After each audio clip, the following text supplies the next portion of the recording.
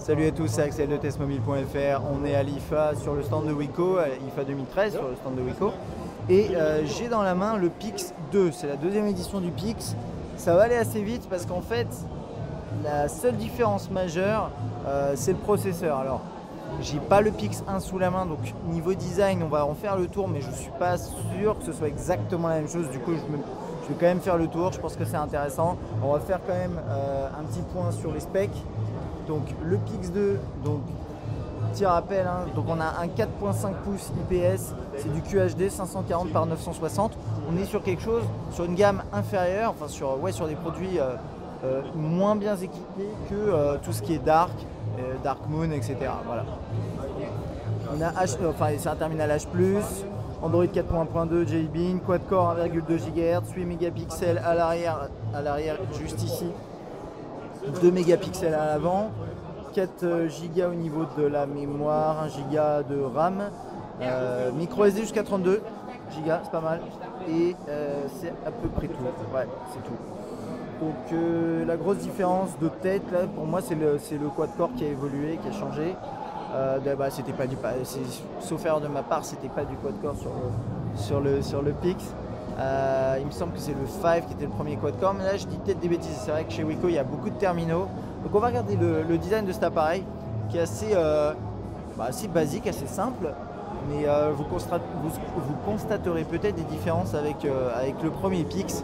Donc en haut, jack 3.5 pardon, sortie audio, caméra frontale, quelques capteurs, l'écran 4.5 pouces, les touches ici, donc menu accueil et retour,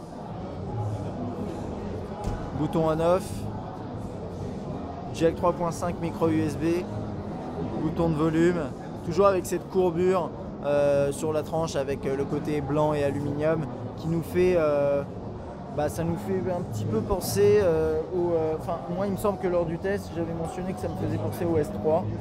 Je ne sais pas si je l'ai sous la main pour vous montrer. Ouais, si. Voilà, c'est un peu le même esprit. C'est vrai que quand on les regarde tous les deux de face, ça fait un peu penser à un Galaxy S3. Et ça c'était la même chose avec le premier Pix, donc c'est pas réellement surprenant. Voilà, et à l'arrière 8 mégapixels et double flash LED. Ça c'est peut-être nouveau, mais je suis encore pas sûr, désolé. J'admets que les specs de toute la ribambelle de Wico, elle m'échappe un petit peu là. Ok, côté interface, c'est toujours classique Wico. Là je crois qu'on est en 4.1.2. Les autres sont c'est les mêmes versions si je ne me trompe pas. Non, ça dépend. Alors 4.1.2 alors que sur les Dark on est en 4.2. Ouais, c'est ça, on est en 4.2. Donc il y a aussi un changement, enfin pas par rapport au premier Pix, mais en tout cas par rapport au Dark, on est sur une version Android en dessous. Ça me paraît un peu étrange. Je pense quand même qu'il devrait passer sous la 4.2 prochainement. Hein. Je vois pas pourquoi ce serait pas le cas dans la mesure où la surcouche est vraiment pas énorme.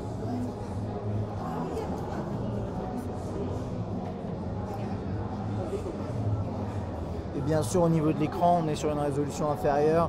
Comme je vous disais, c'est du QHD alors que sur les Dark, on est en HD et il y a même un terminal qui est Full HD, il me semble. Donc voilà, c'est ce genre de petite différence. Alors, on va essayer de parler prix. On l'a pas. On n'a pas encore ce prix sur ce Pix 2. Je ne sais pas si on l'avait mis dans notre article sur Test Mobile. En tout cas, ce que je sais, c'est que le premier Pix était à moins de 200 €, même bien moins que ça. Parce que les Dark qui sont à 250, etc. Donc a priori, je pense qu'on tourne à 150, 120, 130, un truc comme ça. Je ne peux pas m'avancer là-dessus, on en reparlera lors du test. Mais c'est des petits prix que pratique Wico sur ces terminaux. Hein. Alors, après sinon voilà, ça c'est l'interface d'appel qui est différente sur les autres terminaux Wico. Donc a priori, avec le passage en 4.2, il y a eu, ou à moins que la surcouche qu'on voit là, sur le show soit pas la même que ce qu'on aura dans le commerce, je ne sais pas. Appareil photo, voilà, avec ce truc sur le côté, bam, assez rapide apparemment. Ce qui sera important de tester sur tous ces nouveaux terminaux Wico et dont celui-ci, c'est les performances, l'autonomie et voir, constater est-ce qu'il y a des bugs ou non, parce que c'est vrai que parfois chez Wico, on a quelques soucis logiciels et la boîte continue de se développer, les produits évoluent, à mon avis ça devrait devenir de mieux en mieux. On va pas trop s'attarder là-dessus parce que c'est vraiment du classique Android et en plus c'est le Pix 2 qui est la succession du premier Pix. En tout cas, c'est un appareil qui me semble intéressant, j'ai hâte de connaître le prix exact et de le tester, voir les performances, l'autonomie.